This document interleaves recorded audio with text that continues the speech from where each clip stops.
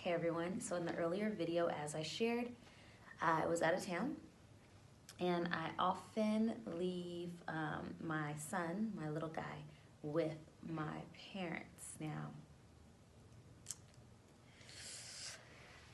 have you often looked back at your life and your upbringing and then realized how much it shaped how different of a parent you are? That's my life. Didn't have a bad childhood by any means. I really didn't. And I understand now in my 40 years of life that we're just doing the best that we can. We work with the tools that we were given, right? Our parents shape us. If you have no parents, the world shapes you, your family members shape you. Sometimes you come out on top, and sometimes, it was trial and error, and it was more error, and that's okay.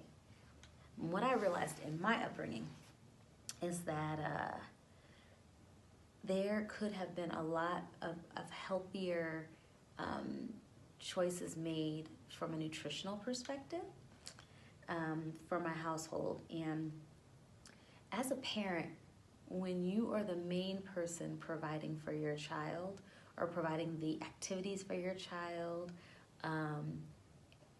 and you're not doing what you should be doing, and your child may not physically be what you think they should be, the last thing you should do is put pressures or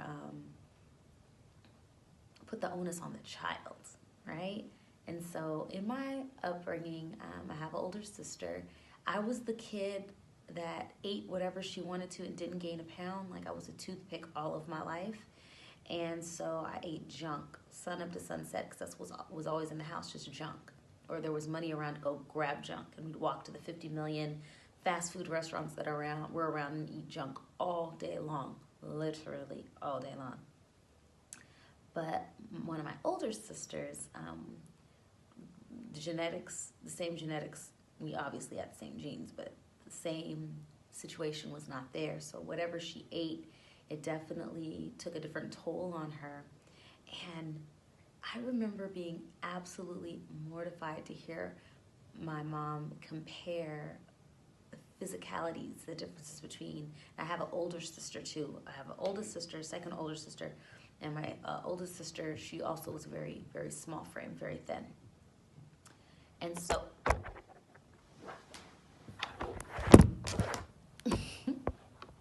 not editing. And so oftentimes there would be these little comments, just a little bitty comments, but they would have so much impact on my sister, the one who was, full of life. She would always have a smile on her face, but she would always internalize the comments. And me, I ended up being an advocate early on in life, always being the protector, even though I was the youngest. Another story about my brother, Marcus, spelled differently for my little guy's name.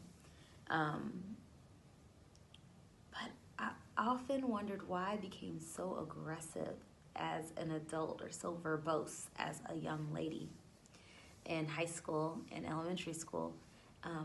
But it starts at home, and I was always the one fighting on behalf of the underdog, whether it was my sister who had a comment about the way she looked in an outfit or shouldn't be eating whatever she was eating that was provided for us to eat, or my brother who has borderline intellectual functioning.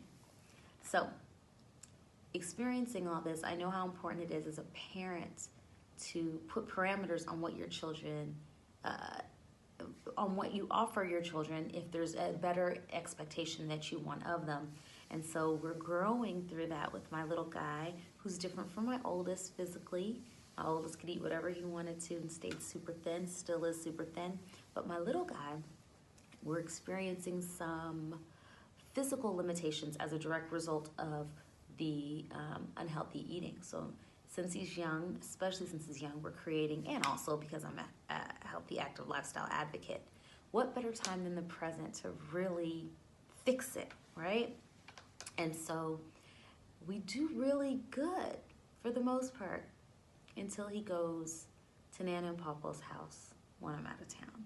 And And so then I have to make the decision of, do I decrease the amount of time that he spends with Nana and Pawpaw because they're not going to respect my wishes for health, his health, his health needs.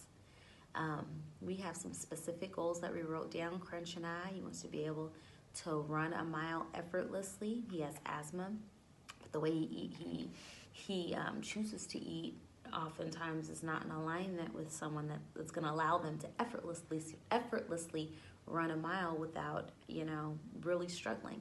And when I look back at when I was 10, don't compare yourself to children, but you got to compare to understand how far from a milestone someone is.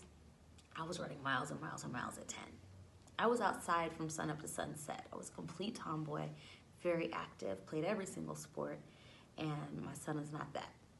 So I just picked him up.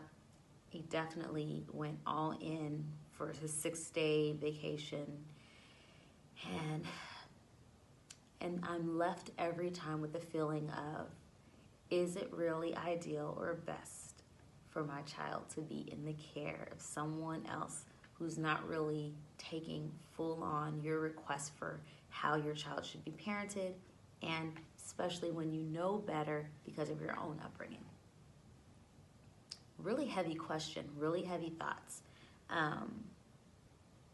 Very sensitive subject. So share with me, what do you think? How do you feel? Have you experienced these things before? How do you handle them? I think the next direct fix, I've talked to them before, I've talked to them multiple times over the years, and I think that for me, the fix will be just decreasing the amount of time he spends and making sure the time leading up to the time he spends with them is super healthy, so he doesn't come back so far removed from where we started. Thank you for letting me share, and cheers to getting uncomfy in 2019 by sharing my journey.